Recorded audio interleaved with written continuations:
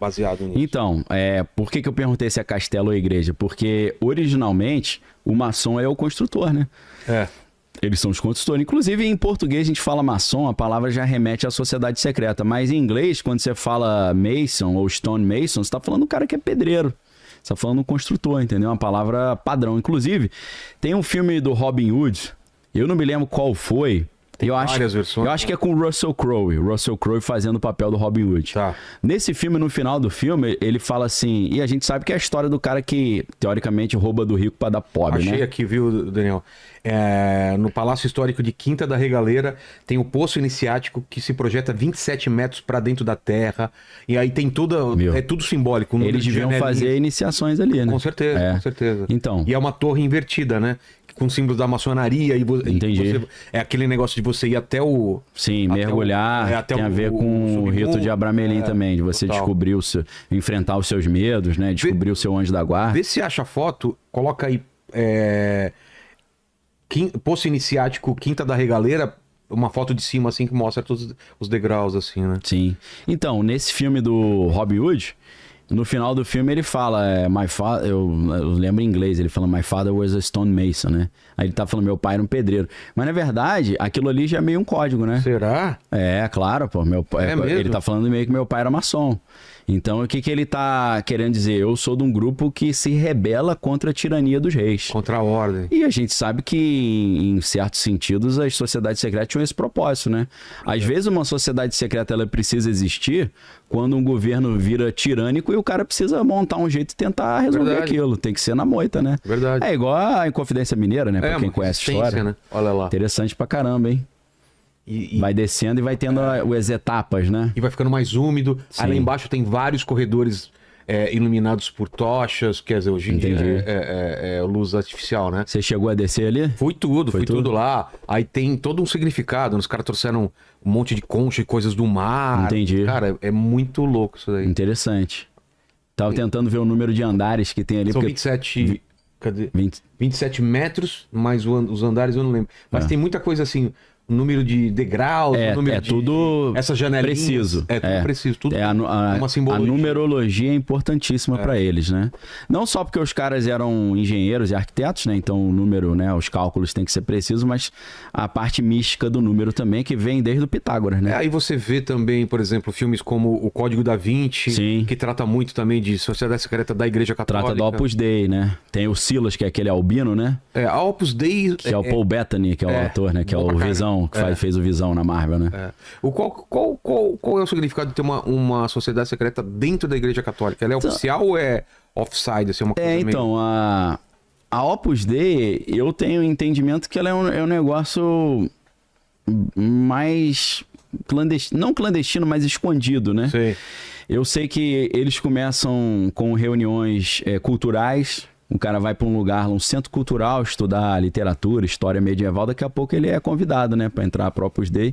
Tem vários critérios que eles usam ali, não só de inteligência, mas de visual do cara, tipologia física, né? E eu acho que, no caso da Opus Dei, pelo pouco que eu conheço, é criar uma elite católica para estar em posições de poder para garantir a manutenção da existência da igreja, para a proteção dos interesses da igreja.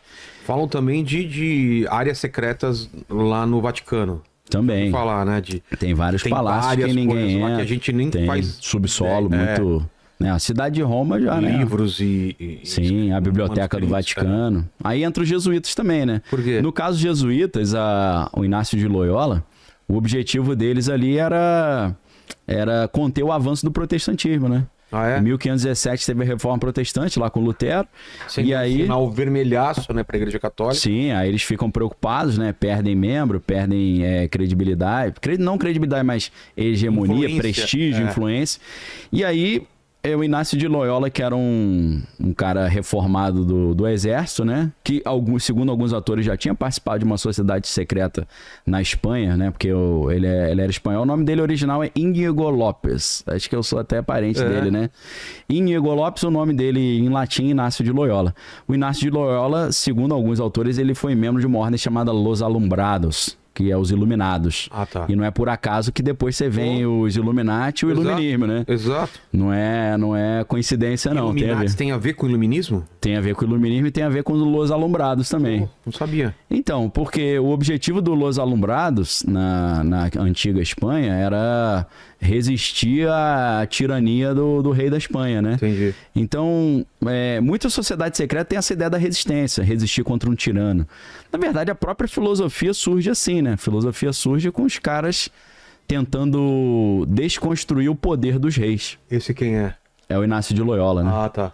Inácio Loyola, ou Íñigo López, né?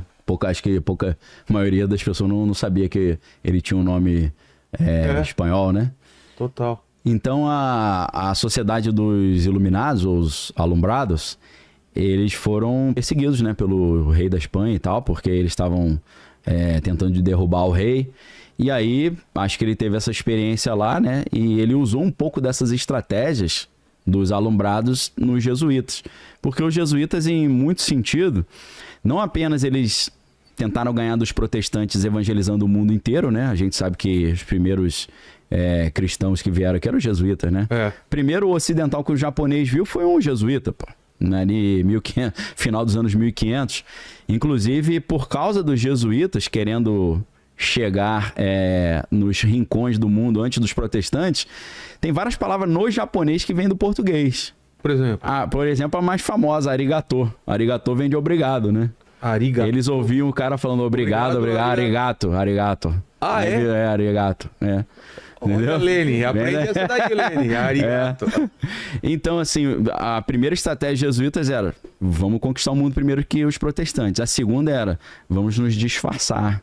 Aí entra o disfarce, aí entra um negócio meio de CIA, né? Sim. De inteligência, né? Vamos espionar. Então, nesse caso, a proposta a Companhia de Jesus vira quase que uma sociedade secreta, né? Então, eles têm essa ideia de se infiltrar, de ficar disfarçado, de espionar, se passar por um protestante para espionar os protestantes. E nessa história, eles acabam ficando muito poderosos também.